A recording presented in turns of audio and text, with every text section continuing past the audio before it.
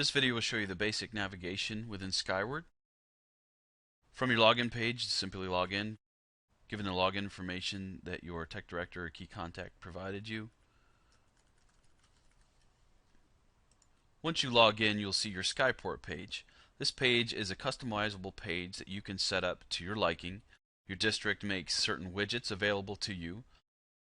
If you would like to move things around, you can grab on the widgets and move those around.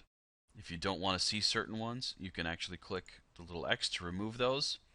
There's information about those. There's ways to refresh the certain screen that's on if it doesn't have the most updated information. And if there's a widget that's not here that you were looking for, you can go up to the Select Widgets link and you can look for something else that might be in there that your district has made available to you. If you see something that you want to put into your Skyport page, just check the box, click Save, and the widget will appear. To move on, to go advanced into the system where you'll actually do your work, you're going to click on the link that you need to go into. For this purpose in these videos, we're going to focus on the student management area. And this is what Skyward looks like for office personnel, for secretaries, principals, guidance counselors. The links that are available at the top you may or may not see once you get your account. And some of these things might be added as we go through the conversion, but this is all driven on security. Likewise, you may or may not also see the product setup area. If you have access to creating accounts or anything like that, maybe some other areas within the system, you may or may not have access to this. Most of you are going to have access to the student management area only. Right now we're just going to focus on the very basics.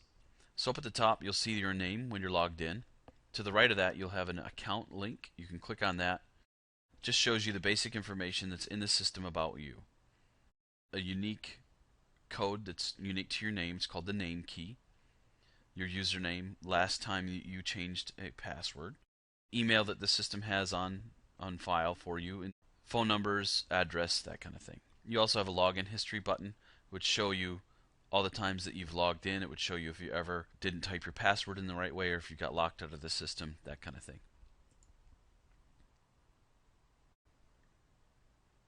As you're moving through the system, you want to click the back button if it's available, otherwise you can click the red X. The button to the right of Account is Preferences. I'm not going to go over all of these in this video, but these are just some things that you can do to set up your account and how your screen looks. Spell check, an open and save dialog, so anytime that you save a document or run a report, it will open up the option to open and save this. And you notice that as I'm moving through this, as I mouse over these different options, you'll see the tooltip appear. And that's if this is in bold. You'll see it appear for those two. For the other preferences that have a question mark next to them, if you click on the question mark, it gives you a little bit more information about that preference.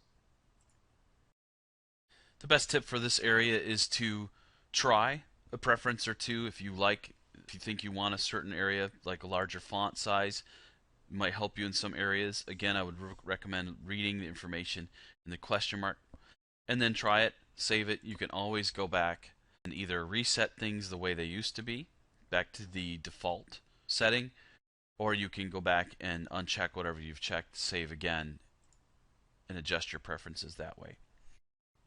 To the right of preferences is an exit link. Anytime you're working in a web-based software system, it's a good idea to exit or log out before you leave the web page instead of using the red X to close the screen. And then finally, you have a question mark. The question mark actually opens up several options for you. The main one I'm going to focus on here is called the SkyDoc, or Skyward Documentation.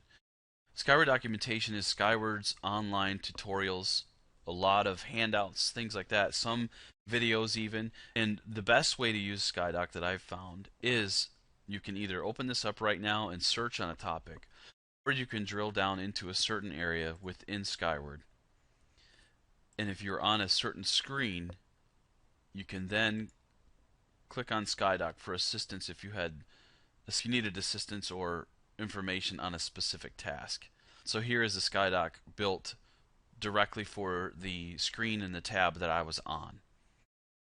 You can control the SkyDoc with the radio buttons or the VCR buttons at the top, and you can progress through the different screens that they have on there. If you noticed from the first screen, I can print this tutorial, so I can get a paper copy, or I could print it to PDF if I wanted to save that somewhere. But remember that they're all built in within the system, and they're available for you anytime. If you don't use the buttons up here, the tutorial will progress automatically. It will go through and giving you enough time to read it. The other basics of navigation that I wanted to cover in this video is the ability to change between schools. If you have access to more than one school or entity or track, as we used to call it in Zangle, all you have to do is click on the pull down arrow and switch to the other school that you want to go to. You'll notice that what happens is you stay on the exact screen that you were just on. Not only the screen as far as the top level, like student profile as I'm in right here, but also the specific tab that I had selected. So the equivalent would be in Student Editor. If you're actually on the Student Editor General tab or State tab, for example, you would be able to switch entities, switch schools right there and stay on that tab and go right to that school for the next student that you need to look up. Just like in Zangle Front Office, you had buttons that took you to different places. You have a top row of navigation buttons in Skyward. The big difference is that you don't have to drill in 3 or 4 or 5 times to get to the location that you want to get to. So in other words, if I were going to Student Editor in Zangle, I would go Student and Student Profile here in Skyward, and it's just one click and I'm to the areas that I need to be, and I have access to all the different areas that I would need access to in Student Editor. So any of the areas that you have access to, everything is pretty much 2 clicks away. You click on the top banner, and if you need to go into entry by class for attendance as an example, the second click gets you to that area. To get back, you can click on the top banner again to go somewhere else. You can use the small pull down arrow here in the middle, and this will let you go to any of the links that you've gone before. You can also use this back arrow, which doesn't quite work the way that maybe you think it does. It doesn't go to the very last click that you did, but instead it takes you back to the main area that you were above before. So in this case, you see I went from Office, Entry, Class by Activity. If I go back, I'm going back to Student Profile. That'll take a little bit of getting used to, but once you get the hang of it, the navigation is really pretty simple. That is a very basic look at the navigation within Skyward.